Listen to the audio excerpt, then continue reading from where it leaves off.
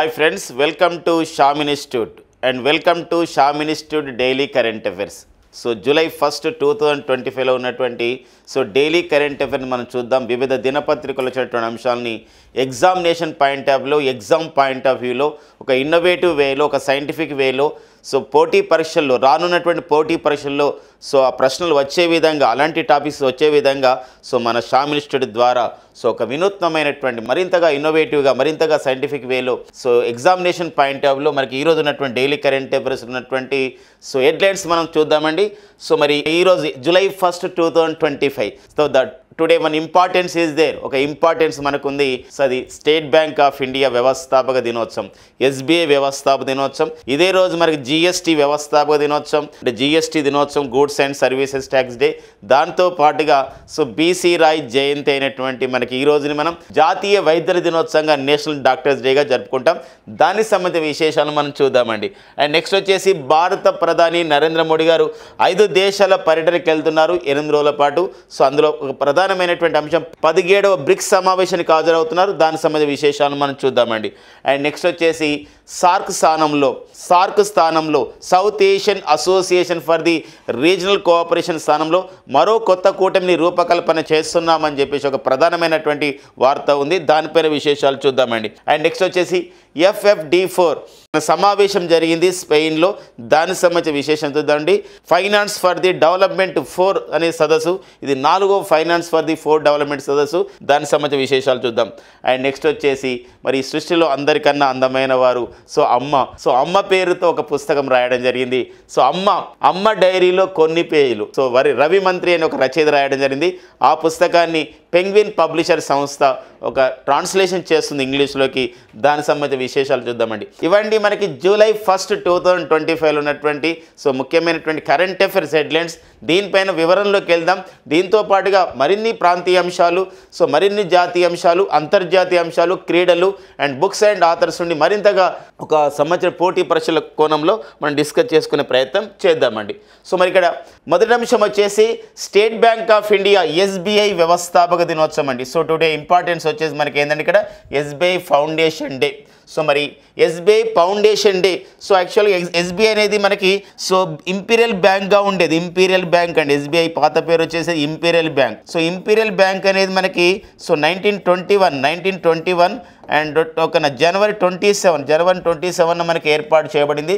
తర్వాత క్రమంలో కోల్కతాలో ఉన్నటువంటి ఇంపీరియల్ బ్యాంక్ 1921 జనవరి 27 ఏర్పాటు చేస్తే తర్వాత క్రమంలో స్టేట్ బ్యాంక్ ఆఫ్ ఇండియాగా మారింది. ఎప్పుడు అని చెప్పేసి అంటే ఇది 1955 జూలై 1న ఇంపీరియల్ బ్యాంక్ పేరుని స్టేట్ బ్యాంక్ ఆఫ్ ఇండియా పేరుగా మార్చి దీని యొక్క ప్రధాన కార్యాలయాన్ని కోల్కతా నుండి ముంబైకి తీసుకురావడం జరిగింది. మరి ఇది జూలై 1న ఏర్పాటు చేయబడింది స్టేట్ బ్యాంక్ ఆఫ్ ఇండియా. అందుకోసమే మనం జూలై 1ని state bank of India foundation డేగా, స్టేట్ బ్యాంక్ ఆఫ్ ఇండియా వ్యవస్థాపక దినోత్సవంగా మనం నిర్వహించుకోవడం జరుగుతుంది. మరి స్టేట్ బ్యాంక్ ఆఫ్ ఇండియా ఒక అద్భుతమైనటువంటి దినోత్సవం సందర్భంగా ప్రముఖ దినపత్రికలు ఒక ప్రధానమైనటువంటి వార్తగా మనకు ఉంటుంది. సాత్ దశక్ దేశ్ కి సాత్ అని చెప్పేసి. 7 దశక్ అంటే ఇక్కడ ఏంటంటే 70 years అవుతుంది. ఎందుకోసం అంటే ఇక్కడ 1955లో ఏర్పాటు చేయబడింది. 2025 మరి 2025 జూలై 1 అండి. జూలై 1 ఇలా మొత్తం ఇప్పుడు ఒక ఏర్పాటు చేయబడి స్టేట్ బ్యాంక్ ఆఫ్ ఇండియా, అంటే ఇంపీరియల్ బ్యాంక్ ఆఫ్ ఇండియా అనేది స్టేట్ బ్యాంక్ ఆఫ్ ఇండియాగా ఏర్పాటు చేయబడి 70 years అవుతుంది. అందుకోసం ఒక స్లోగన్తో ముందుకు రావడం జరిగింది. ఏంటంటే ఇక్కడ 7 దశక్ దేశ్ కి సాత్ అని చెప్పేసి ఒక స్లోగన్తో రావడం జరిగింది అనమాట. అలాంటి నేపథ్యాన్ని మనం చూసుకోవాలి. మరి స్టేట్ బ్యాంక్ ఆఫ్ ఇండియా, మరి స్టేట్ బ్యాంక్ ఆఫ్ ఇండియాకి ప్రెసిడెంట్, దానికి చైర్మన్గా ఎవరు పనిచేస్తున్నారు ఆ సంస్థకి? మన భారతదేశంలోనే అత్యున్నతమైనటువంటి ఒక ప్రభుత్వ బ్యాంకు ఏంటంటే స్టేట్ బ్యాంక్ ఆఫ్ ఇండియా. మరి ఒక భారతీయుల బ్యాంకుగా చెప్పుకుంటున్నటువంటి స్టేట్ బ్యాంక్ ఆఫ్ ఇండియా, మరి స్టేట్ బ్యాంక్ ఆఫ్ ఇండియాకి ప్రెసిడెంట్ చైర్పర్సన్గా ఎవరు పనిచేస్తున్నారు అని చెప్పేసి అంటే వారే మన తెలుగువారు. తెలంగాణలోని మరి జోగులాంబ గద్వాల జిల్లాకు చెందినటువంటి వారెవరండి? చెల్లా శ్రీనివాసులు శెట్టి గారు అండి. ఎవరండి? చెల్లా శ్రీనివాసులు శెట్టి గారు. చెల్లా శ్రీనివాసులు శెట్టి గారు. మరి స్టేట్ బ్యాంక్ ఆఫ్ ఇండియాకి చైర్పర్సన్గా ప్రజెంట్ పనిచేస్తున్న నేపథ్యం. మరికొంత సమాచారం చూసినట్లయితే స్టేట్ బ్యాంక్ ఆఫ్ ఇండియాకి చైర్పర్సన్గా పనిచేసినటువంటి తొలి మహిళ ఎవరు అని చెప్పేసి అంటే వారే అరుంధతి భట్టాచార్య. అరుంధతి భట్టాచార్య. సో అరుంధతి భట్టాచార్య గారు స్టేట్ బ్యాంక్ ఆఫ్ ఇండియాకి చైర్పర్సన్గా పనిచేసినటువంటి తొలి మహిళగా మీరు గుర్తింపు పొందడం జరిగింది. అంతేకాకుండా 2025 సంవత్సరానికి పద్మశ్రీ అవార్డు గ్రహీత కూడా ఎవరండి? అరుంధతి భట్టాచార్య. సో అలాంటి నేపథ్యం చూసుకోవాల్సిన అవసరం ఉంది. And state bank of India నగదు రహిత లావాదేవీల్ని ప్రోత్సహించడానికి ప్రారంభించినటువంటి యాపే వచ్చేసి ఏంటి ఇక్కడ యోనో ఎస్బీఐ యాప్ అనేది. YONO SBI app. So YONO అనగా అంటే ఇక్కడ యూ ఓన్లీ నీడ్ వన్ అని ఒక ఎస్బీఐ యాప్ని సో వారు ప్రారంభించడం జరిగిందనమాట. ఇది మనకి so state bank of India వ్యవస్థాపక దినోత్సవం సందర్భంగా ఉన్నట్టు కొంచెం సమాచారం ఎగ్జామినేషన్కి మీకు ఉపయోగపడుతున్న నేపథ్యం అనమాట. ఈ తర్వాత నెక్స్ట్ వచ్చేసి మనకి జిఎస్టీ దినోత్సవం. ఇదే రోజున జూలై 1 ఇదే మనకు ముఖ్యమైన దినోత్సవాల్లో భాగంగా మనం చెప్పుకుంటాం. ఇది సో ఎస్బీఐ వ్యవస్థాపక దినోత్సవమైన, జిఎస్టీ దినోత్సవమైన, జాతీయ వైద్యుల దినోత్సవమైన ముఖ్యమైన దినోత్సవాలపైన మనకు క్వశ్చన్స్ వస్తున్న నేపథ్యంలో ఒక పర్ఫెక్ట్గా ఒక స్టూడెంట్కి అర్థమయ్యే విధంగా ఖచ్చితంగా ఏ టాపిక్ కిందకి వస్తుంది అని చెప్పేసి ఒక డౌట్ లేకుండా మన షామినిస్టూడ్ ద్వారా ఇలాంటి ఒక ఇన్నోవేటివ్ ద్వారా మనకు అందిస్తున్న నేపథ్యం అన్నమాట. మరి జిఎస్టీ అని చెప్పేసి అంటాం, గూడ్స్ అండ్ సర్వీసెస్ ట్యాక్స్ అని చెప్పేసి అంటాం. మన దేశంలో 2017 అండి. సో 2017 సంవత్సరం జూలై 1 నుండి మన దేశంలో జిఎస్టీని అమలు చేసుకోవడం జరిగింది. మరి 101వ రాజ్యాంగ సవరణ చట్టం అండి. 101వ రాజ్యాంగ సవరణ చట్టం చేయడం ద్వారా సో మన దేశంలో జిఎస్టీ అనేది అమల్లోకి రావడం అయితే జరిగిందనమాట. ప్రపంచంలోనే జిఎస్టీని అమలు చేసినటువంటి తొలి దేశం ఏంటంటే ఇక్కడ సో ఫ్రాన్స్ దేశం ప్రపంచంలోని జిఎస్టీని తొలిసారిగా ఇక్కడ అమలు చేయడం జరిగింది. ఏ సంవత్సరంలో ఫ్రాన్స్ దేశం ఓకేనా ఈ జిఎస్టీని తొలిసారిగా అమలు చేసింది? ఏ సంవత్సరం అంటే in which year France introduced the GST అంటే దట్ ఈస్ ఇన్ 1954. 1954 సంవత్సరంలో ఇంట్రడ్యూస్ చేయడం జరిగిందనమాట. ఇలాంటి నేపథ్యంలో మరి జిఎస్టీ విషయంలో మరొక అప్డేట్ ఉంది. ప్రతి నెల కూడా జిఎస్టీ ఎంత కలెక్షన్స్ వచ్చాయి అని చెప్పేసి మనకి ప్రకటిస్తూ ఉంటుంది కేంద్ర ప్రభుత్వం. ఇలాంటి క్రమంలో అత్యధికంగా ఇప్పటివరకు వచ్చినటువంటి జిఎస్టీలలో ఏప్రిల్ 2025 వచ్చినటువంటి జిఎస్టీ కలెక్షన్ అనేది మనకి 2.37 lakhs crores అండి. సో మరి 2.37 లక్షల కోట్లుగా సో నమోదు కావడం జరిగింది. ఇదే మనకు అత్యధిక జిఎస్టీగా నమోదైనటువంటి విషయాన్ని మనం చూసుకోవాల్సిన అవసరం అనేది ఉంటుందని కాంపిటేటివ్ పాయింట్ ఆఫ్లో. ఇక నెక్స్ట్ వచ్చేసి మనకి ఇదే రోజు జూలై 1న మరొక ఇంపార్టెంట్ డే, మరొక ముఖ్యమైన దినోత్సవం ఉంది. అదేంటంటే national doctors day. That is the birth anniversary of the so Bharat Ratna doctor BC Roy, Biman చంద్ర రాయ్ ఒక జయంతి అనమాట. సో మరి జాతీయ వైద్యుల దినోత్సవంగా వారి జయంతిని జరుపుకుంటామండి. ఎవరి యొక్క జయంతిని మనం జాతీయ వైద్యుల దినోత్సవంగా జరుపుకుంటామని చెప్పేసి అంటే డాక్టర్ బిసి రాయ్ జయంతిని ఒక జాతీయ వైద్యుల దినోత్సవంగా నేషనల్ డాక్టర్స్ డేగా మనం నిర్వహించుకోవడం జరుగుతుంది. సో ఎనీహౌ ఈరోజు మరి జూలై 1 మరి 3 ఇంపార్టెంట్ డేట్స్ మనకు ఉన్నాయి.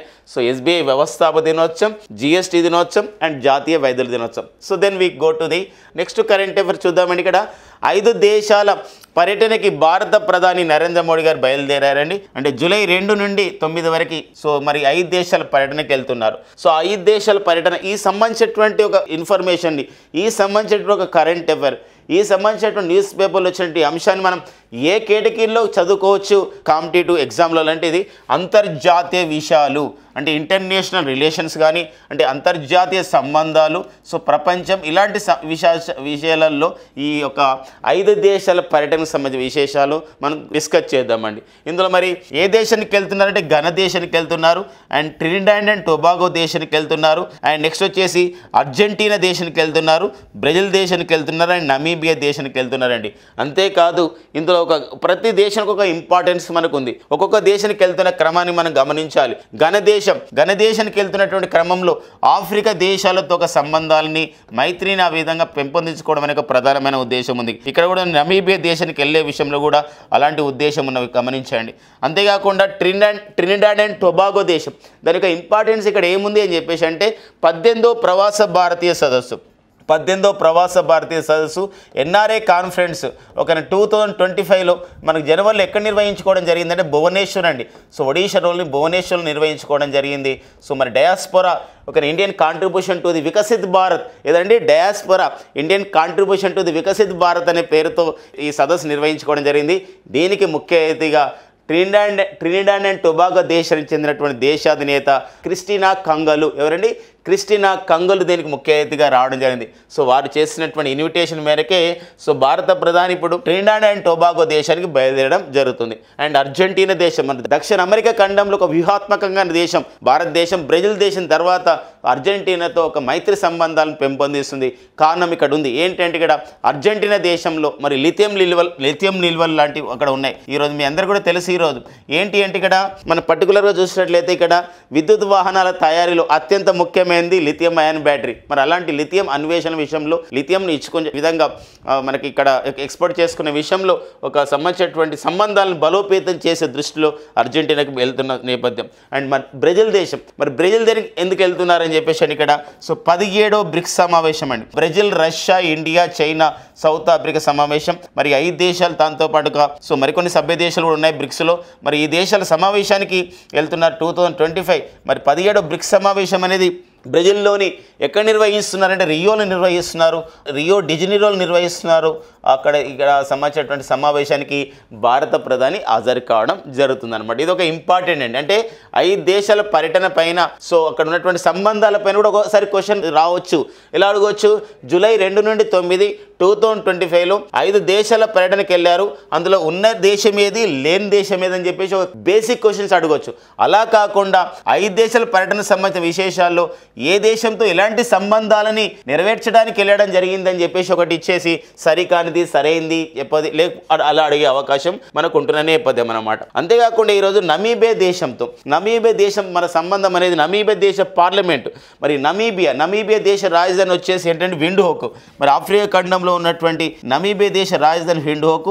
ఈ విండ్హోక్ సంబంధించినటువంటి ఆ దేశ పార్లమెంట్లో నమీబియా దేశ పార్లమెంట్లో భారత ప్రధాని ప్రసంగించనున్నారు. ఒక అద్భుతమైన గౌరవం తక్కబోతుంది.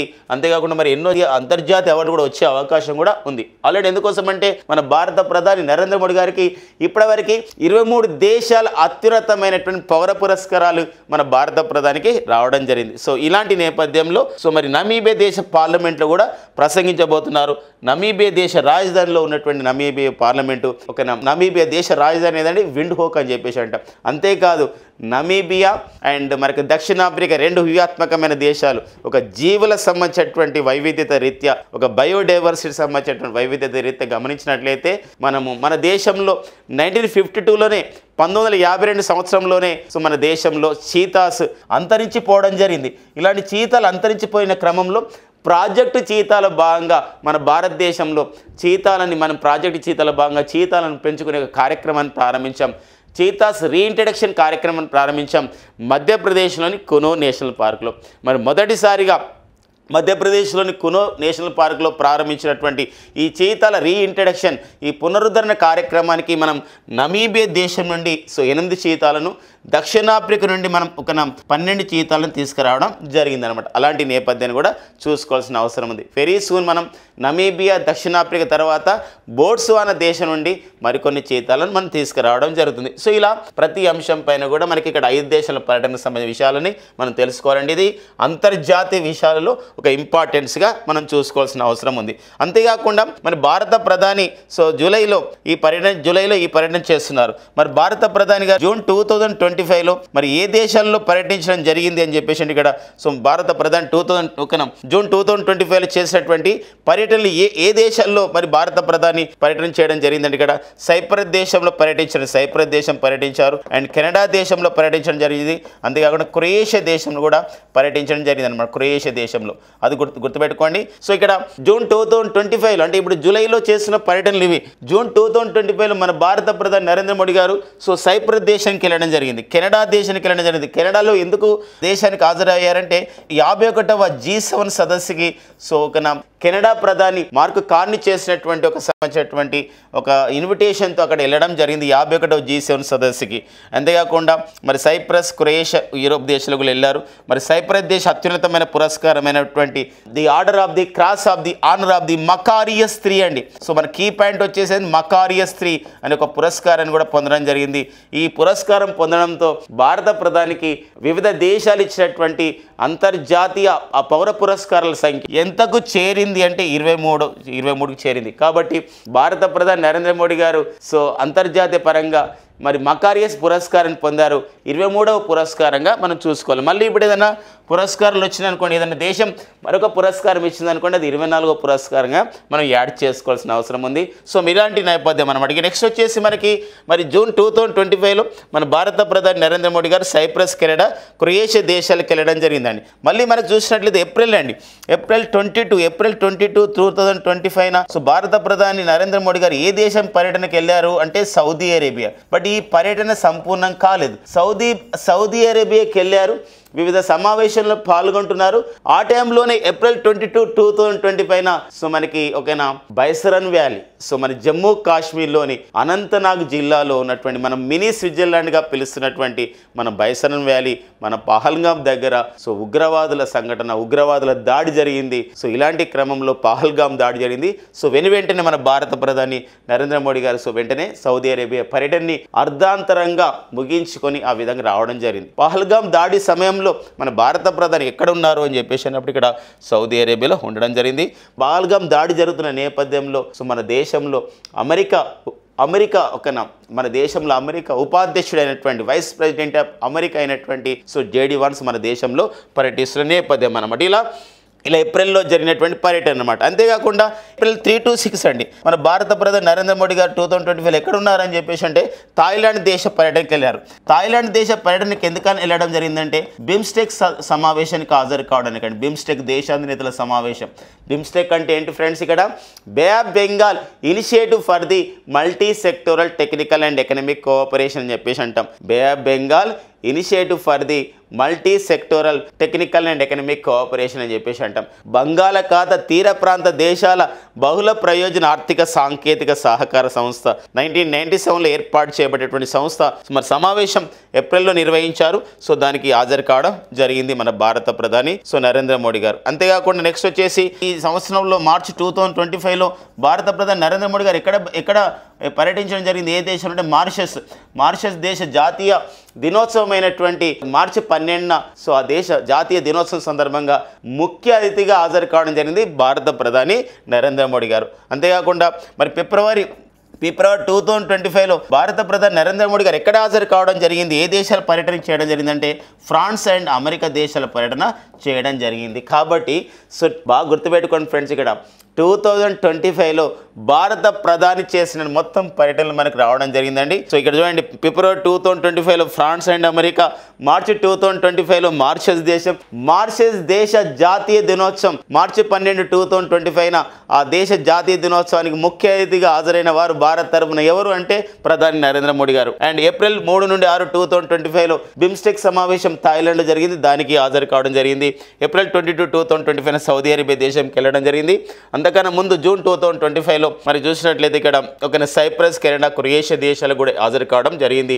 ఇందులో Makarios the order of the cross of the honour of Makarios 3 అనే అవార్డుని భారత ప్రధాని నరేంద్ర మోడీ గారు ఏ దేశం నుండి పొందడం జరిగిందంటే సైప్రస్ దేశం నుండి పొందడం జరిగింది. సైప్రస్ దేశ రాజధాని నికోషియాలో సో ఆ దేశాధినేత చేత అందుకోవడం జరిగింది అనమాట. ఇవన్నీ మనకి 5 దేశాల పర్యటనకు భారత ప్రధాని నరేంద్ర మోడీ వెళ్తున్న క్రమంలో 2025లో భారత ప్రధాని నరేంద్ర మోడీ గారు వెళ్ళినటువంటి విషయాలు సో మొత్తం కూడా ఒక అప్డేటెడ్గా మీకు అందించడం జరిగింది. సో మళ్ళీ నెక్స్ట్ ఏమైనా పర్యటన వచ్చినప్పుడు మళ్ళీ ఒకసారి మనం రివిజన్ చేసుకోవడం ద్వారా మరింత సమాచారం కూడా మనం తెలుసుకున్న వాళ్ళం అవుతామండి. ఓకేనా, నెక్స్ట్ కరెంట్ అఫైర్కి వెళ్దాం. నెక్స్ట్ వచ్చేసి మరొక అంతర్జాతీయ విషయం అండి. సో ఈ అంతర్జాతీయ విషయాలు ఇంటర్నేషనల్ రిలేషన్స్, అంతర్జాతీయ సంబంధాలు. సో మరి సార్క్ స్థానంలో ఒక కొత్త గ్రూప్ని ఏర్పాటు చేస్తున్నాము అని చెప్పేసి ఒక త్రైపాక్షిక సమావేశం జరిగింది. ఇటీవల కాలంలో కున్మింగ్ అనే ప్రాంతం ఉండే చైనాలో ఉందండి. ఈ కున్మింగ్ అని చెప్పేసి అంటాం. చైనాలోని కున్మింగ్ ప్రాంతంలో మరి ఒక జూన్ 19, 2025 ఒక సమావేశం జరిగింది. పాకిస్తాన్, చైనా, బంగ్లాదేశ్లకు సంబంధించినటువంటి ప్రతినిధులు ఒక త్రైపాక్షిక సమావేశాన్ని ఏర్పాటు చేయడం జరిగింది. ఎందుకోసం అంటే ఇక్కడ సార్క్ తన ఉనికిని కోల్పోయింది. సార్క్ అనగా ఇక్కడ ఏంటంటే south Asian association for the regional cooperation అని చెప్పేసి అంటామండి. దక్షిణాసియా ప్రాంతీయ సహకార మండలి అని చెప్పేసి అంటాం. సార్క్ 1985 డిసెంబర్ 8న ఏర్పాటు చేయబడింది. సో మరి కాఠ్మండ్ కేంద్రంగా, నేపాల్లోని కాఠ్మండ్ కేంద్రంగా ఏర్పాటు చేయబడింది. దక్షిణాసియా దేశాల్లో ప్రాంతీయ సహకారం అనే పేరుతో, దక్షిణాసియా దేశాల్లో ప్రాంతీయ సహకారం అనే పేరుతో ఏర్పాటు చేయబడేటువంటి సార్క్ సో మరి 2014 సంవత్సరంలో చివరిసారిగా నేపాల్లో సమావేశం జరిగింది. తర్వాత 2016లో 2016 సంవత్సరంలో ఈ యొక్క సార్క్ సమావేశం అనేది పాకిస్తాన్లో నిర్వహించాల్సి ఉంది. బట్ ఇక్కడ ఇలాంటి నేపథ్యంలో పాకిస్తాన్లో నిర్వహిస్తున్నటువంటి కార్యక్రమంలో భాగంగా భారతదేశం ఈ సమావేశానికి నేను హాజరు కాను అని చెప్పడం జరిగింది వివిధ ఉగ్రవాద సంఘటన నేపథ్యంలో. ఇలాంటి నేపథ్యంలో భారత్ ఎప్పుడైతే ఈ సమావేశానికి రాలేదని ప్రకటించిండ్రో బంగ్లాదేశ్, ఆఫ్ఘనిస్తాన్ లాంటి దేశాలు కూడా సో భారత్ పక్కన చేరాయి. సో మేము కూడా హాజరు కామని చెప్పడం జరిగింది. ఇలాంటి క్రమంలో 2016 నుండి అండి సో 2016 నుండి 2016 సంవత్సరం నుండి ఇప్పటి వరకు కూడా ఎలాంటి సార్క్ సమావేశాలు జరగలేదు. ఆ రీత్యా ఏమైందంటే తన ఉనికిని కోల్పోయింది. అదే తన లాస్ట్ ఇట్స్ ఇంపార్టెన్స్ అని చెప్పేసి అంట. పర్టికులర్గా మనం చూసినట్లయితే ఇక్కడ ఈ సార్క్లో భారతదేశంతో పాటు పాకిస్తాన్, ఆఫ్ఘనిస్తాన్, నేపాల్, భూటాన్, బంగ్లాదేశ్ అండ్ శ్రీలంక, మాల్దీవుల దేశాలు మొత్తం సార్క్లో 8 దేశాలు ఉంటాయండి. ఈ సార్క్లో 8 దేశాలు ఉంటాయి. ఈ 8 దేశాల కూటమి ఏమైందంటే ఇక్కడ తన ఉనికిని కోల్పోతున్న నేపథ్యం సార్క్. మరి అలాంటప్పుడు ఈ యొక్క సార్క్ స్థానంలో మరో కొత్త కూటమిని ఏర్పాటు చేయాల్సిన అవసరం ఉంది. అంతేకాకుండా ఈ సార్క్ని ఏర్పాటు క్రమంలో అన్ని దేశాలు కూడా దక్షిణాసియా దేశంలో ఉన్నటువంటి భారత్తో పాటు సార్క్ దేశాలు కూడా మళ్ళీ ఒకసారి ఇన్విటేషన్ చేయాలని చెప్పేసి కున్మింగ్ అనే సమావేశం చైనాలో కున్మింగ్ జూన్ 19, 2025 ఈ సమావేశం అనేది జరిగిందండి. అంటే ఇది ఈ యొక్క కొత్త కూటమి ఏర్పాటు చేయాలనే ఒక ప్రతిపాదన ఉంది. ఒక్కోసారి మన కాంపిటేటివ్ ఎగ్జామ్లో కొత్త కూటమి ప్రతిపాదన పైన కూడా అడుగుతున్న నేపథ్యం ఉంటుందండి. కున్మింగ్ అని చెప్పేసి మనకు ఒక ప్లేస్లో చైనాలో జరుగుతున్న నేపథ్యం అనమాట. ఓకేనండి, నెక్స్ట్ చూద్దాం. ఈ నెక్స్ట్ వచ్చేసి మనకి పేద దేశాలకు పెద్ద దేశాలు సహాయం చేయాలి. ఏంటండి, పేద దేశాలకు పెద్ద దేశాలు సహాయం చేయాలని ఒక ప్రధానమైన ఉద్దేశంతో ఫైనాన్స్ ఫర్ ది డెవలప్మెంట్ 4వ సమావేశం జరిగిందండి. సో FFD4 సమావేశం 2025. సో అంతర్జాతీయ విషయాల్లో మనకి ఇంటర్నేషనల్ రిలేషన్స్లో అంతర్జాతీయ సంబంధాలు వరల్డ్ ప్రపంచ సమాజ విశేషాలపైన ఈ యొక్క సదస్సులు సమావేశాలపైన ఈ క్వశ్చన్ మనం ఎక్స్పెక్ట్ చేయడానికి మనకు ఉంటుందండి. సో FFD4 అంటే ఏంటో చూడండి. FFD4 సో FFD4 అంటే అర్థం ఏంటంటే ఇక్కడ సో ఫైనాన్సింగ్ ఫర్ F అంటే ఫైనాన్సింగ్ అండి, మరొక F అంటే ఫర్, D అంటే ఏంటి డెవలప్మెంట్ అని చెప్పేసి అంటాం. మరి ఫైనాన్సింగ్ ఫర్ ది డెవలప్మెంట్ సదస్సు ఇది ఎన్నో సదస్సు? This is the 4th summit అనమాట. 4th సమిట్ 4వ సదస్సు. మరి ఎక్కడ నిర్వహించుకోవడం జరిగింది? 2025లో. మరి 2025లో అంటే జూన్ 30న స్టార్ట్ అయింది అండ్ జూలై 3 వరకు కూడా ఇది నిర్వహిస్తారు 2025లో. ఎక్కడ నిర్వహించుకోవడం జరుగుతుందంటే స్పెయిన్లోని సెవెల్లే నగరంలో నిర్వహిస్తున్నారండి. స్పెయిన్లోని సెవెల్లే నగరం నిర్వహిస్తున్నారు. ఎవరు నిర్వహిస్తున్నారంటే ఇక్కడ ఐక్యరాజ్య సమితి మరియు స్పెయిన్ దేశాలు సంయుక్తంగా ఈ సదస్సు నిర్వహిస్తున్నాయి. ఈ సదస్సు యొక్క ప్రధానమైన ఉద్దేశం ఏదంటే పేద దేశాలకి సహాయం చేయడం. మరి పేద దేశాలకు ఎంత సహాయం చేయాలి? ఈ పేద దేశాలకు ఎంత సహాయం చేయాలంటే $4 లక్షల కోట్ల సాయం చేయాలి రానున్న రోజుల్లో అని చెప్పేసి ఒక లక్ష్యంగా పెట్టుకోవడం జరిగింది. మరి దీన్ని మన భారత కరెన్సీలో చూసినట్లయితే ఇక్కడ సో 340 లక్షల కోట్ల రూపాయలని 340 లక్షల కోట్ల రూపాయలని సహాయం చేయాలని చెప్పేసి ఒక లక్ష్యంగా పెట్టుకోవడం జరిగింది. ఇలాంటి సంబంధించిన క్రమంలో ఈ సెవెల్లే నగరంలో జరిగింది కాబట్టి ఇక్కడ సెవెల్లే కమిట్మెంట్ అనే పేరుతో సెవెల్లే కమిట్మెంట్ అనే పేరుతో ఒక ప్రకటనను విడుదల చేయడం జరిగింది, ఒక డిక్లరేషన్ విడుదల చేయడం జరిగింది. మరి ఈ సెవెల్లే కమిట్మెంట్ ద్వారా సో పేద దేశాలకు అగ్రరాజ్యాలు సాయం చేయాలని చెప్పేసి ఇలాంటి క్రమంలో ఏమైందంటే ఇక్కడ అమెరికా మేము సాయం చేయమని చెప్పేసి ప్రకటించింది. అమెరికా ఈ సమావేశంకి హాజరు కావడం లేదు. సో బట్ ఐక్యరాజ్య సమితిలో ఉన్న దేశాలన్నీ కూడా ఇలాంటి సంబంధించిన ఒక సెవెల్లే కమిట్మెంట్ అంగీకరించాయి. బట్ ఇక్కడ ఏంటంటే అమెరికా మాత్రం అంగీకరించలేదు. సో మీకు తెలిసి ఇటీవల కాలంలో అమెరికా వైఖరి అనేది మరింత విభిన్నంగా మనకు కనబడుతున్న నేపథ్యం మనం అన్ని విషయాల్లో కూడా గమనిస్తున్న నేపథ్యంలో ఇక్కడ కూడా జరిగింది. ఎందుకోసం అంటే ప్రపంచ ఆరోగ్య సంస్థ నుండి సో వరల్డ్ హెల్త్ ఆర్గనైజేషన్ నుండి కూడా అమెరికా వైదొలగడం జరిగింది. అంతేకాకుండా ఎంతో ఇంపార్టెంట్ అయినటువంటి ప్యారిస్ ఒప్పందం మరి ప్రపంచ ఉష్ణోగ్రతను తగ్గించుకోవాలని ఒక ప్రధానమైన ఒప్పందం మరి ప్యారిస్ ఒప్పందం 2015లో జరిగింది. ఆ ఒప్పందం నుండి కూడా అమెరికా వైదొలగడం జరిగింది. అంతేకాకుండా ఐక్యరాజ్య సమితి మానవ హక్కుల సంఘం నుండి వైదొలిగింది సో అమెరికా. ఇలాంటి నేపథ్యంలో సంబంధించినటువంటి కమిట్మెంట్ నుండి ఈ సమావేశం నుండి కూడా వైదొలిగి మేము ఇలాంటి సహాయం చేయడానికి లేదు అని చెప్పేసి ప్రకటించిన నేపథ్యం అన్నమాట. సో ఇది మనకి FFD4 సమావేశం సంబంధించిన అంటే 4వ FFD సమావేశం ఎక్కడ జరిగింది లేదా ఫైనాన్సింగ్ ఫర్ డెవలప్మెంట్ సమితి ఎక్కడ జరిగింది, దాని నేపథ్యం ఎవరు నిర్వహించారు, ఆ కమిట్మెంట్ ఏంటి, ఆ అంశాలు ఏంటో మనం చూసుకోవాల్సినటువంటి అవసరం ఉంటుందండి అంతర్జాతీయ విషయాల్లో. ఒక్కోసారి మనకు అడిగే అవకాశం ఉంటుంది. ఇప్పుడు మనకు ఒక్కోసారి చూస్తామండి, క్యోటో ప్రోటోకాల్ దేనికి సంబంధించిందని చెప్పేసి అంటాం, మ్యాంట్రల్ ప్రోటోకాల్ దేనికి సంబంధించి అంటాం. సో మరి మ్యాంట్రల్ ప్రోటోకాల్ అయితే సో ఓజోన్ లేయర్ని కాపాడుకోవాలి అని చెప్పేసి మనకి సంరక్షణ గురించి మ్యాంట్రల్ ప్రోటోకాల్ చెప్తే, క్యోటో ప్రోటోకాల్ అనేది కర్బన ఉద్గారాలు తగ్గించుకోవాలని చెప్తుంది. అది ఒక పర్యావరణ సంబంధించిన విశేషాలు అయితే, ఇప్పుడు మళ్ళీ ఇక్కడ 7 లే కమిట్మెంట్ దేనికి సంబంధించింది అంటాడు. 7 లే కమిట్మెంట్ దేనికి సంబంధించిందంటే పేద దేశాలకి సహాయం చేయడానికి సంబంధించింది. ఒక మానవత్వంతో ఉన్నటువంటి ఒక ప్రకటనగా దీన్ని మనం చెప్పుకోవడానికి ఉందండి. ఎక్కడ నిర్వహించారు, ఏం జరిగింది, మనకి ఇంకా ఇంపార్టెంట్గా ఉందండి. So then we go for the next current affairs చూద్దామండి ఒకసారి. సో నెక్స్ట్ వచ్చేసి మనకి సో న్యూయార్క్లో జరుగుతున్నటువంటి ఒక సదస్సు, సో న్యూయార్క్లో జరుగుతున్నటువంటి ఎగ్జిబిషన్. సో ఆల్రెడీ మనం ఓకేనా ఈ సంబంధించినటువంటి పహల్గామ్ దాడి తర్వాత ఏవైతే మన భారత్ చేపట్టినటువంటి చర్యలు ఏవైతే ఉన్నాయో, పహల్గామ్ ఏప్రిల్ 22, 2025 సో మన జమ్మూ కాశ్మీర్లోని, మన అనంతనాగ్ జిల్లాలోని, మన బైసరన్ వ్యాలీలోని, మన పహల్గామ్ దగ్గర ఒక ఉగ్రవాద దాడి జరిగింది. సో అమాయకులు ఆ విధంగా చనిపోయిన సందర్భం ఉంది. ఇలాంటి నేపథ్యంలో జాతి అంతా ఉడికింది, జాతి అంతా మన భారత జాతి అంతా ఏకమైపోయింది. ఆ క్రమంలోనే మన May 7, 2025 ఆపరేషన్ సింధూర్ అనే పేరుతో సో ఉగ్రవాద మూలాలని, ఉగ్రవాద సంబంధించినటువంటి ఒక మౌలిక సదుపాయాలని మనం ఒక ధ్వంసం చేసిన క్రమం. ఇలాంటి క్రమంలో మరి ఈ ఉగ్రవాదం అనేది ప్రపంచ ప్రజాస్వామ్యానికి ఒక గొడ్డలు పెట్టిగా ఉంది. ఇలాంటి క్రమంలో మనం ఒక 7 బృందాలుగా ఏర్పడి మన పార్లమెంట్ సభ్యులు కూడా వివిధ దేశాలకు పర్యటించి భారత్ ఎందుకు ఆపరేషన్ సింధూర్ నిర్వహించింది అని చెప్పి ప్రతి వేదిక పైన చెప్తున్న క్రమం. ఇలాంటి క్రమంలోనే మరి ఇటీవల జరిగినటువంటి షాంఘై కోఆపరేషన్ ఆర్గనైజేషన్లో కూడా ఏదైతే పహల్గామ్ దాడిని ఖండించిన అంశం కారణంగా మన భారత కేంద్ర రక్షణ శాఖ మంత్రి రాజ్నాథ్ సింగ్ కూడా అందులో సంతకం చేయని పరిస్థితి. ఇలాంటి నేపథ్యంలో మనం ఐక్యరాజ్య సమితిలో సో యుఎన్ఓ ఐక్యరాజ్య సమితి ప్రధాన కార్యాలయం న్యూయార్క్ అండి, ఐక్యరాజ్య సమితి ప్రధాన కార్యాలయం సో న్యూయార్క్లో సంబంధించి ఒక ఎగ్జిబిషన్ నిర్వహించుకోవడం జరిగింది.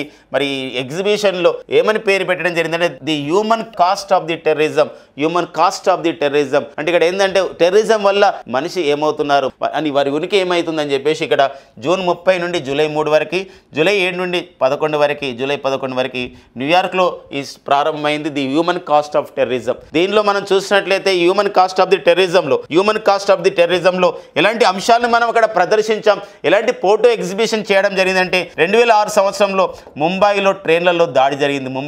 ముంబైలో మనకి పర్టికులర్గా చూసినట్లయితే రైల్వే సంబంధించిన బోగీలలో సంబంధించిన ఒకటి దాడులు జరిగినాయి. అక్కడ ఒక పేలులు జరిగినాయి, అంటే ముంబై రైలు పేలుల సంబంధించిన విషయం. అండ్ 2008 సంవత్సరంలో మనకి ఇక్కడ ముంబైలో ఒక 4 చోట్ల సో ఉగ్రవాదుల సంఘటన, మనకి తాజ్మహల్ హోటల్ కానివ్వండి, సో మరికొన్ని ప్రాంతాలు కానీ ముంబైపై ఉగ్రవాద దాడి జరిగినటువంటి సంఘటనల పైన. అంతేకాకుండా మనకి 2001 సంవత్సరంలో సెప్టెంబర్ 11న అమెరికాలో ఒక ఆల్ ఖైదా దాడి జరిగిన సందర్భం. అంతేకాకుండా మనకి సో 2016 సంవత్సరం సంబంధించినటువంటి ఉరి సంఘటన కానీ, ఉరి ప్రాంతంలో జరిగినటువంటి ఒక ఉగ్రవాద దాడి కానివ్వండి. అంతేకాకుండా మనం చూసినట్లయితే ఇక్కడ 2025 సంవత్సరంలో పహల్గామ్ దాడి జరిగిన సంబంధించిన విషయం కానివ్వండి. అంతేకాకుండా పహల్గామ్ దాడికి మనం భారత్ చేసినటువంటి ఆపరేషన్ సింధూర్, ఇలాంటి అన్ని అంశాలతో అక్కడ ఎగ్జిబిషన్ నిర్వహించుకోవడం జరిగింది. ఎందుకోసం అంటే ఐక్యరాజ్య సమితి అంటే ఇక్కడ 193 దేశాలు, మరి 193 దేశాల ప్రతినిధులు అక్కడ హాజరవుతారు. అక్కడ ఉన్నటువంటి ఇన్సిడెంట్స్ పైన ఒక ఫోటో చూసుకుని డౌట్స్ని క్లారిఫై చేసుకుంటారు. ఎస్, ఉగ్రవాదం అనేది ఖచ్చితంగా దాన్ని అంతమొందించాలని ఒక ప్రధానమైన ఉద్దేశం. దీని వెనుక మరొక వ్యూహాత్మకమైన అడుగు ఉంది. ఆ వ్యూహాత్మకమైన అడుగు వేశారు ఎవరంటే సుబ్రహ్మణ్యం జయశంకర్. సో ఈ యొక్క brain behind entire the human cost of terrorism, దీని వెనకాల ఉన్నటువంటి వ్యక్తి వారే సుబ్రహ్మణ్యం జయశంకర్. సో వారెవరో కాదు, మాజీ IFS అధికారి, మరి వారే కేంద్ర విదేశీ వ్యవహారాల శాఖ మంత్రిగా, union minister for the external affairs మినిస్టర్గా ఇతను పనిచేస్తున్నారు, ఫారిన్ మినిస్టర్గా పనిచేస్తున్నారు. సో మరి ప్రపంచానికి తెలియాలి, ఎందుకోసం ప్రపంచ వేదికలపైన తెలియాలి పర్టికులర్ ఐక్యరాజ్య సమితి ఎందుకోసం అంటే the main purpose of the establishment of the UNO. మరి అట్లాంటిక్ చార్టర్ ద్వారా ఐక్యరాజ్య సమితి ఏర్పాటు చేయబడింది. మరి ఐక్యరాజ్య సమితి యొక్క ప్రధానమైన ఉద్దేశం ఏంటంటే ప్రపంచ శాంతిని కాపాడమే. ఇలాంటి క్రమంలో ఒక ఐక్యరాజ్య సమితి పైన ఈ ప్రదర్శన జరిగింది. సో ఐక్యరాజ్య సమితిలో అందరూ కూడా ప్రతినిధులు దీనికి హాజరవుతున్న నేపథ్యం ఇదొకటి. మరొక అంశం ఏంటంటే సో జూలై మంత్ మొత్తం కూడా, జూలై 2025 మంత్ మొత్తం కూడా ఐక్యరాజ్య సమితి భద్రతా మండలికి అధ్యక్షత వహించబోతుంది ఎవరంటే పాకిస్తాన్. సో ఏంటి మీరు అనుకోవచ్చు, ఏంది ఐక్యరాజ్య సమితిలో భద్రతా మండలిలో ఒక పాకిస్తాన్ చేరడం ఏంటి? నాన్ పర్మనెంట్ మెంబర్గా చేరింది. నాన్ పర్మనెంట్ మెంబర్ అంటే ఇక్కడ ఏంటంటే ఒక తాత్కాలిక సభ్య దేశంగా, ఒక టెంపరీ దేశంగా, ఎందుకో 2 years టర్మ్ ఉంటుంది కదండి. ఐక్యరాజ్య సమితి యొక్క కూరు మనకు తెలుసు. ఐక్యరాజ్య సమితిలో ప్రధానంగా ఒకటి వచ్చేసి యునైటెడ్ సెక్యూరిటీ కౌన్సిల్, ఐక్యరాజ్య సమితి భద్రతా మండలి. ఐక్యరాజ్య సమితి భద్రతా మండలిలో మొత్తం 15 దేశాలు ఉంటే ఇందులో 5 దేశాలు శాశ్వత సభ్య దేశాలు, మిగతా 10 దేశాలు ఏంటంటే తాత్కాలిక సభ్య దేశాలు, మిగతా 10 దేశాలు non permanent members. Non permanent member యొక్క టర్మ్ ఎంత అంటే 2 years అండి. Non permanent term 2 years. మన PC mains, AP PC mains June 1, 2025 జరిగినటువంటి ఏపీ పీసీ మెయిన్స్లో ఈ క్వశ్చన్ అనేది మనకు రావడం జరిగింది. మరి 2 years ఉంటుంది. మరి 2 years కాలానికి గాను 2025 అండ్ 2026 ఈ సంవత్సరానికి గాను ఒక డెన్మార్క్, గ్రీస్, ఒక Panama, Denmark, Greece, Panama, so అంతేకాకుండా ఇక్కడ సొమాలియా అండ్ పాకిస్తాన్, ఇలా 5 దేశాలు చేరడం జరిగిందండి. 5 దేశాలు చేరడం జరిగింది. చూడండి ఇక్కడ డెన్మార్క్ అండి, డి ఫర్ డెన్మార్క్ అండి, DGPSP అండి. ఇక్కడ చూడండి Denmark, Greece, Panama and Somalia, Pakistan ఈ 2 సంవత్సరాల కాలాన్ని చేరడం జరిగింది. ఈ క్రమంలో జూలై 2025 ఐక్యరాజ్య సమితిలో భద్రతా మండలి అధ్యక్షుడి యొక్క పదవీ కాలం ఏంటంటే 1 నెల మాత్రమే ఉంటుంది. అలాంటి క్రమంలో పాకిస్తాన్ 1 నెల పనిచేస్తుంది. అలాంటప్పుడు మరి పాకిస్తాన్కి అధ్యక్షత హోదాని ఇవ్వద్దు అని చెప్పేసి మన భారత్ ఎన్నోసార్లు కూడా వేదికలపై చెప్పడం జరిగింది. కానీ ఇక రూల్స్ అండ్ రెగ్యులేషన్స్ ప్రకారం ఇచ్చారు. ఇలాంటి క్రమంలో మరి ఈ యొక్క సంబంధించిన ఎలాంటి ఉగ్రవాదానికి అనుకూలమైన చర్యలు తీసుకోవడానికి వీలు లేకుండా ఈ సంబంధించినటువంటి ఫోటో ఎగ్జిబిషన్ ఉపయోగపడుతుంది అని మనం చెప్పొచ్చు అనమాట. అది దీని యొక్క నేపథ్యం అని. సో ఇది ఒక గుర్తుపెట్టుకోవాల్సిన అవసరం ఉంది. The human cost of the terrorism అనే సంబంధించినటువంటి ఎగ్జిబిషన్ వెనకాల ఇంత వ్యూహాత్మకమైనటువంటి విషయాన్ని మనం గుర్తుపెట్టుకోవాల్సిన అవసరం ఉంది. This is comes under the ఐక్యరాజ్య సమితి మన భారతదేశం అంటే ఐక్యరాజ్య సమితిలో మన భారతదేశం యొక్క పాత్ర అంశం పైన ప్రధానంగా మనకు ఉంటుంది అంతర్జాతీయ విషయాలలో, ఓకేనా, ఇంటర్నేషనల్ రిలేషన్స్లో. మరి ఐక్యరాజ్య సమితి అని చెప్పేసి అంటున్నాం. మరి ఐక్యరాజ్య సమితిలో ప్రజెంట్ మనకి భారత శాశ్వత ప్రతినిధిగా ఎవరు పనిచేస్తున్నారు ఐక్యరాజ్య సమితిలో? The permanent India's representative to UNO. ఐక్యరాజ్య సమితిలో మన భారత శాశ్వత ప్రతినిధి వచ్చేసి మన తెలుగువారు ఎవరండి? పర్వతనేని హరీష్ అండి. ఎవరండి? పర్వతనేని హరీష్ గారు అండి. పర్వతనేని హరీష్ గారు సో ఐక్యరాజ్య సమితిలో భారత శాశ్వత ప్రతినిధిగా పనిచేస్తున్నారు. రుచిరా కంబోజ్ స్థానంలో రావడం జరిగింది. అండ్ ఐక్యరాజ్య సమితికి ప్రస్తుత ప్రధాన కార్యదర్శి ఎవరు? ఐక్యరాజ్య సమితికి ప్రధాన కార్యదర్శిగా పనిచేస్తున్నటువంటి 9వ వ్యక్తి పోర్చుగల్ దేశానికి చెందినవారు. అతను ఎవరంటే ఆంటోనియో గుటెరెస్ అండి. ఆంటోనియో గుటెరెస్ అనే విషయం గమనించండి. ఐక్యరాజ్య సమితి 2026 సంవత్సరాన్ని ఎలా ప్రకటించింది? ఇక 2025ని మనకి అంతర్జాతీయ సహకార సంవత్సరంగా ప్రకటించింది. 2025ని మనం చెప్పుకున్నాం. అంతేకాకుండా ఐక్యరాజ్య సమితి 2025 సంవత్సరాన్ని ఒక గ్లేసియర్స్ కన్జర్వేషన్ ఇయర్, ఒక హిమాని నదాల సంరక్షణ సంవత్సరంగా ప్రకటించింది. మరి 2026ని వచ్చే సంవత్సరం ఎలా ప్రకటించిందంటే ఉమెన్ ఫార్మర్స్ ఇయర్స్, అంతర్జాతీయ మహిళా రైతుల సంవత్సరంగా ప్రకటించడం జరిగింది. అలాంటి నేపథ్యాన్ని మనం చూసుకోవాల్సిన అవసరం అనేది ఉంటున్న విషయం అండి ఇది. So the human cost of the terrorism గురించి ఉన్నటువంటి సమాచారం, ఓకేనా. మరి నెక్స్ట్ సంబంధించిన కరెంట్ అఫైర్స్ చూద్దాం. సో నెక్స్ట్ వచ్చేసి మనకి యూనియన్ కార్బైడ్ వ్యర్థాల పూర్తి దహనం అని చెప్పేసి ఒక ప్రధానమైనటువంటి మరొక వార్త మనకుంది. యూనియన్ కార్బైడ్ వ్యర్థాల పూర్తి దహనం. ఎందుకు ఇది ఒక వార్తల్లో ప్రదేశంగా ఉంది అండ్ సైన్స్ అండ్ టెక్నాలజీ అప్డేట్స్గా మనం కూడా చెప్పొచ్చు. సో ఫ్రెండ్స్ అందరూ కూడా తెలుసు 1984 డిసెంబర్ 2 అర్ధరాత్రి అంటే డిసెంబర్ 3న సో మనకి భోపాల్లోని మధ్యప్రదేశ్లోని భోపాల్లోని Union Carbide India Limited UCIL ఈ కంపెనీలో ఒక రియాక్టర్ పేలింది. ఆ సంబంధించిన మందుల కంపెనీలో ఆ సంస్థలో మరి రియాక్టర్ పేలిన సంఘటనలో మీథైల్ ఐసోసైనేట్ MIC అనే వాయువు విడుదలైంది. ఇలాంటి క్రమంలో సుమారుగా మనం చూసినట్లయితే ఈ మీథైల్ ఐసోసైనేట్ వాయువు విడుదలైనటువంటి క్రమంలో సుమారు 5479 మంది ఆ విధంగా మృతిపాత పడ్డారు. ఎంతో మంది కూడా నిరాశ్రులయ్యారని చెప్పేసి మనకు న్యూస్లో ఉంది. ఇలాంటి క్రమంలో అక్కడ కొంచెం వ్యర్థ పదార్థాలంతా కూడా ఆ ఘటన అయిన తర్వాత 337 టన్నుల వ్యర్థ పదార్థాలంతా కూడా, వ్యర్థ పదార్థాలు అంటే మీథైల్ ఐసోసైనేట్ సంబంధించిన వ్యర్థ పదార్థాలంతా కూడా డ్రమ్ములలో నిల్వ చేయడం జరిగింది. అయితే ఆ డ్రమ్ములు అలా నిల్వ చేయడం ద్వారా మరింత హాని జరిగే అవకాశం ఉందని చెప్పేసి ఇక్కడ మధ్యప్రదేశ్ రాష్ట్ర కాలుష్య నియంత్రణ మండలి అండ్ హైకోర్టు, మధ్యప్రదేశ్ హైకోర్టు సూచన మేరకు ఏం చేశారంటే దీన్ని సో పీతంపూర్ మధ్యప్రదేశ్లోని తార్ జిల్లా అండి, మధ్యప్రదేశ్లోని తార్ జిల్లా పీతంపూర్లో ఉన్నటువంటి ఒక డిస్పోజల్ ప్లాంట్లో ఒక కర్మాగారంలో దీన్ని దహనం చేయడం జరిగింది, కంబషన్ చేయడం జరిగింది. ఒక దశల వారీగా జరిగింది అనమాట. డిసెంబర్ 2024లో ఒక 30 టన్నుల సంబంధించిన వ్యర్థాలు దహనం చేస్తే మొన్న రీసెంట్గా మనకి ఈ మే నుండి జూన్ వరకు 307 టన్నుల వ్యర్థాలను కూడా మొత్తం కూడా దహనం చేశారు. ఈ దహన ప్రక్రియ పూర్తి అయిపోయింది.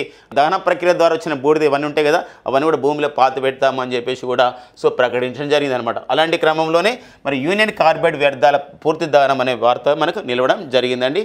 చాలాసార్లు కూడా ఈ సంబంధించినటువంటి పాయింట్స్ మనకి ఎగ్జామ్లో రావడం జరిగింది. భోపాల్ గ్యాస్ దుర్ఘటన రోజు ఎప్పుడు డిసెంబర్ 3 పైన ఏ సంవత్సరంలో భోపాల్ గ్యాస్ దుర్ఘటన జరిగింది, ఏ రాష్ట్రంలో ఉంది, ఇలాంటి మధ్యప్రదేశ్ రాష్ట్రంలో ఉంది. ఇలాంటి నేపథ్యాన్ని చూసుకోవాల్సిన అవసరం ఉందండి. ఇక్కడ పీతంపూర్ అనేది ఇక్కడ వార్తల ప్రదేశంగా ఉంది. మిథైల్ ఐసోసైనేట్ అనేది ఎన్నోసార్లు మనకు అడగడం జరిగింది అనమాట అలాంటి క్వశ్చన్. ఇక నెక్స్ట్ వచ్చేసి మనకి ఒక జాతీయ అంశంగా ఉంది అండ్ ఆంధ్రప్రదేశ్ అండ్ తెలంగాణ సంబంధించిన ఒక సమాచారంగా మనకు ఉంటుందండి. అది ఏంటంటే ఇక్కడ పోలవరం బనకచెర్ల అనుసంధాన ప్రాజెక్ట్. ఏవైతే సముద్రంలో కలుస్తున్నాయి భావిస్తున్నటువంటి ఏవైతే గోదావరి జలాలు ఉన్నాయో, గోదావరి వాటర్ ఉందో, ఆ గోదావరి నది సంబంధించినటువంటి మిగులు జలాలని దీన్ని ఒక అనుసంధానం చేసుకోవాలి, పోలవరం అండ్ బనకచెర్ల అనే ఒక అనుసంధాన ప్రాజెక్ట్ని ప్రతిపాదించడం జరిగింది, ఏర్పాటు చేస్తున్నామని చెప్పేసి ప్రకటించడం జరిగింది ఆంధ్రప్రదేశ్ రాష్ట్ర ప్రభుత్వం. అయితే దీనిపైన ఒక సంబంధించినటువంటి సమాచారం ఇక్కడ ఏంటంటే ఇక్కడ ఒక పోలవరం అండ్ బనకచెర్ల అనుసంధాన ప్రాజెక్ట్ని ఏర్పాటు చేస్తారు. తద్వారా కొన్ని లక్షల ఎకరాలకు సాగునీరు అందుతుంది అండ్ కొన్ని లక్షల మందికి తాగునీరు అందుతుంది. కానీ ఇక్కడ ఏంటంటే మనకి 1980 గోదావరి నది జలాలకు సంబంధించినటువంటి ఒక ట్రిబ్యునల్ ఒప్పందం ఉంది.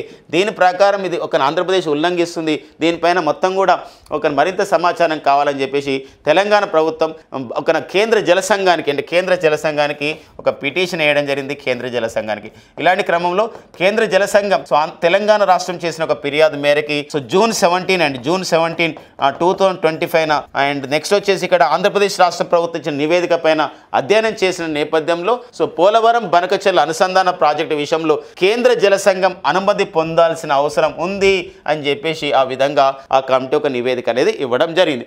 దాని తర్వాతనే అంటే కేంద్ర జల సంఘం ఇచ్చిన నివేదిక ఆధారంగానే మరి దాన్ని అప్పుడు నివేదిక ఇస్తే అప్పుడు ఏం చేస్తారంటే టీఓఆర్ అని చెప్పేసి జారీ చేస్తారు. టీఓఆర్ అంటే ఇక్కడ టర్మ్స్ ఆఫ్ ది రిఫరెన్స్ అని చెప్పేసి అంటే టర్మ్స్ ఆఫ్ ది రిఫరెన్స్ అంటే మీరు ఇచ్చినటువంటి రిఫరెన్స్ ప్రకారం మరి గోదావరి బనకచెర్ల అనుసంధాన ప్రాజెక్ట్ చేయాలంటే కేంద్ర అటవీ పర్యావరణ మంత్రిత్వ శాఖ అంటే ministry of the forest and environment climate change ఈ శాఖ యొక్క అనుమతులు కూడా తీసుకోవాల్సిన అవసరం ఉంటుంది అనమాట. ఇలాంటి క్రమంలో మీరు దీనిపైన మరింతగా ఇంకా మనం తర్వాత సంబంధించినటువంటి ఒక అప్డేట్స్ మనం చూసే ప్రయత్నం చేద్దాం. కానీ ఏమైంది ఇక్కడ ఉన్న ఇన్ఫర్మేషన్ ఏంటంటే పోలవరం బనకచెర్ల అనుసంధాన ప్రాజెక్టు ఏ నదిని అనుసంధానం చేస్తున్నారు, ఏ నది వాటర్ని వాడుకుంటారంటే గోదావరి నది వాటర్ని వాడుకునే విషయం, గోదావరి మిగులు జలాన్ని వాడుకునే విషయంలో కానీ తెలంగాణ రాష్ట్రం అభ్యంతరం వ్యక్తం చేసిన నేపథ్యంలో ఇది జరుగుతున్న పరిణామం అన్నమాట. అంతేకాకుండా మరి భవిష్యత్తులో అంతేకాకుండా పోలవరం బనకచెర్ల అనుసంధాన ప్రాజెక్ట్ ఎలా ఉంటుంది దానికి సంబంధించిన అప్డేట్స్ మనం చూద్దామండి. ఇలాంటి క్రమంలో కేంద్ర జల సంఘం మనకు ఉంటుంది. మరి కేంద్ర జల సంఘానికి ప్రజెంట్ ఎవరున్నారు అధ్యక్షుడిగా అని చెప్పేసి అంటే ముఖేష్ కుమార్ మీనా అనేవారు. గుర్తుపెట్టుకోండి ఇక్కడ ముఖేష్ కుమార్ మీనా అనేవారు ప్రజెంట్ కేంద్ర జల సంఘం యొక్క అధ్యక్షులు ఉన్నారండి. అంతేకాకుండా గోదావరి రివర్ మేనేజ్మెంట్ బోర్డు అంటాం. మరి గోదావరి రివర్ మేనేజ్మెంట్ బోర్డుకి ప్రజెంట్ అధ్యక్షుడిగా ఎవరున్నారు అని చెప్పేసి అంటే వారే ఏకే ప్రధాన్ అండి. ఎవరండి ఏకే ప్రధాన్ ఉన్నారండి. అండ్ నెక్స్ట్ వచ్చేసి కృష్ణా రివర్ మేనేజ్మెంట్ బోర్డు దీనికి అధ్యక్షుడిగా ఎవరున్నారు ప్రజెంట్ అతుల్ జైన్ ఉండడం జరిగింది. అంతేకాకుండా మరి ఇది కేంద్ర జలవనరుల శాఖ అంటే ప్రజెంట్ లేదు, కేంద్ర జలశక్తి శాఖ పరిధిలో అంశం. మన ప్రజెంట్ కేంద్ర జలశక్తి శాఖ మంత్రిగా ఎవరున్నారంటే సిఆర్ పాటిల్ ఉండడం జరిగింది. అంతేకాకుండా ఆంధ్రప్రదేశ్ రాష్ట్ర మరి ఇరిగేషన్ మినిస్టర్గా జలవనరుల శాఖ మంత్రిగా ఎవరున్నారంటే నిమ్మల రామానాయుడు గారు ఉన్నారు. అండ్ నెక్స్ట్ వచ్చేసి తెలంగాణ రాష్ట్ర తెలంగాణ ఇరిగేషన్ అంటే నీటిపారుదల శాఖ అండ్ సివిల్ సప్లైస్ అంటే ఇక్కడ పౌర సరఫరాల శాఖ మంత్రి వచ్చేసి మనకి ఇక్కడ ఏంటంటే ఉత్తమ్ కుమార్ రెడ్డి గారు తెలంగాణ రాష్ట్ర ఇరిగేషన్ మినిస్టర్గా పనిచేస్తున్న నేపథ్యం అనమాట. ఓకేనండి, ఇదంతా కూడా పోలవరం బనకచెర్ల అనుసంధాన ప్రాజెక్టు పైన వచ్చినటువంటి కొన్ని అప్డేట్స్ అనమాట. అండ్ నెక్స్ట్ వచ్చేసి సైన్స్ అండ్ టెక్నికల్ అప్డేట్స్లో శాస్త్రీయ పరిశోధన సంస్థలో మరో ముఖ్యమైన అంశం ఇక్కడ మెదడు ఎదుగుదలకి ఆహారం ప్రభావం చూపిస్తుంది అని చెప్పేసి 50 జంతువులను అధ్యయనం చేయడం జరిగింది. ఈ 50 జంతువులలోని 8,000 జన్యువులను అధ్యయనం చేసి ఈ సంబంధించిన విషయాన్ని ధృవీకరించడం జరిగింది. వారు ఎవరంటే హైదరాబాద్ కేంద్రంగా పనిచేసినటువంటి సిఎస్ఆర్ అనుబంధంగా పనిచేసినటువంటి సిసిఎంబి సంస్థ. సిసిఎంబి అంటే ఏంటంటే ఇక్కడ సెంటర్ ఫర్ సెల్యులార్ అండ్ ఒక మాలిక్యులర్ బయాలజీ అని చెప్పేసి అంటే centre for cellular and molecular biology అనేటువంటి శాస్త్రవేత్తలు. అందులో మరి సిసిఎంబికి సంస్థకు అనుబంధంగా పనిచేస్తుంది హైదరాబాద్లో మరొక సంస్థ ఉంది. మరి లాల్జీ సింగ్ మన భారతదేశ డిఎన్ఏ ఫింగర్ ప్రింటింగ్ పితామహుడైనటువంటి లాల్జీ సింగ్ చేత ఏర్పాటు చేయబడినటువంటి సంస్థ లాకోన్స్ అనే ల్యాబొరేటరీలో ఈ సంబంధించినటువంటి ప్రయోగం అనేది ఒక సఫలీకృతం చేయడం జరిగింది. లాకోన్స్ అంటే ఇక్కడ laboratory for the conservation of the endangered species అని చెప్పేసి అంటామండి.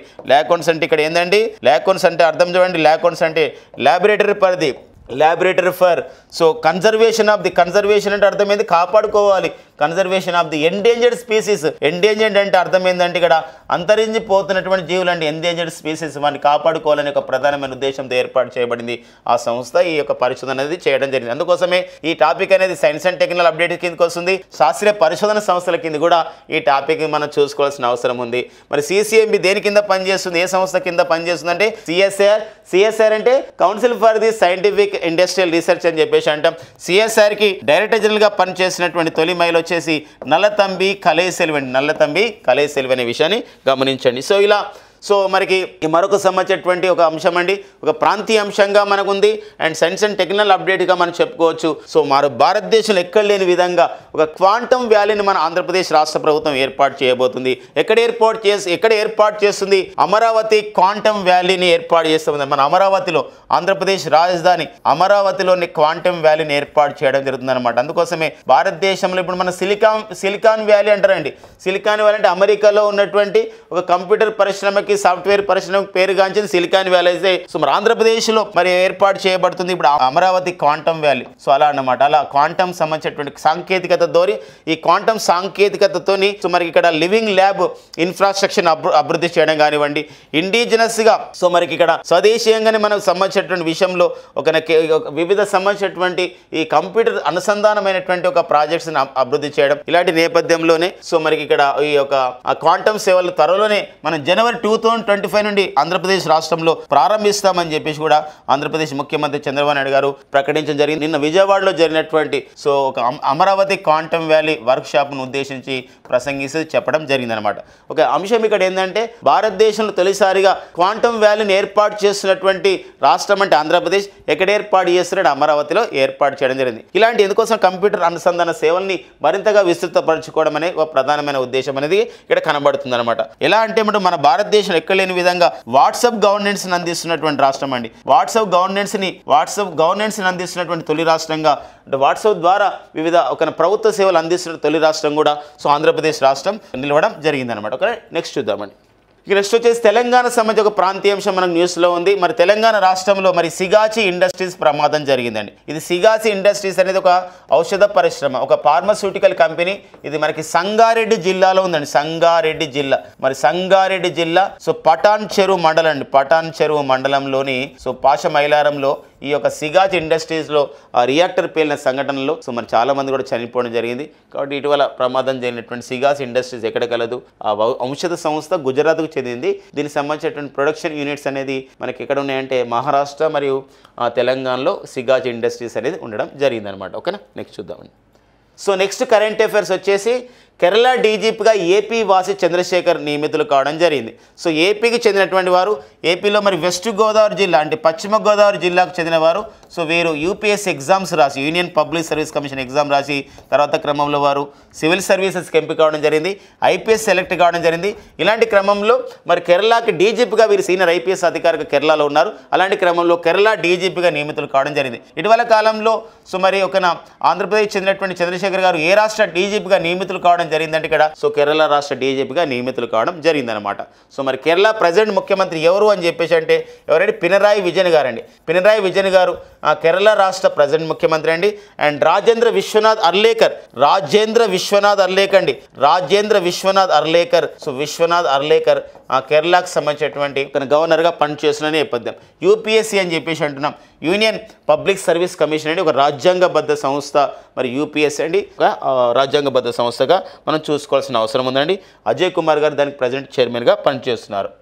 అండ్ నెక్స్ట్ వచ్చేసి పలావ్ అనే నౌక అండి. పలావ్ అంటే మన గుజరాత్లోని కాండ్లా ఓడరేవ్. మరి కాండ్లా ఓడరేవ్ని ఏమని పిలుస్తామండి? పండిట్ దీన్ దయాల్ ఓడరేవ్ అని చెప్పేసి అంటాం. మరి గుజరాత్లోని పండిట్ దీన్ దయాల్ ఒక ఓడరేవ్ నుండి బయలుదేరింది ఒక సంబంధించినటువంటి షిప్ అండి. ఇది ఒమెన్కి బయలుదేరింది. పలావ్ దేశానికి చెందిన నౌక మరి బయలుదేరుతుంది ఒమెన్ నుండి. అక్కడ నుండి పలావ్కి వెళ్తున్న నేపథ్యం ఉంటుంది.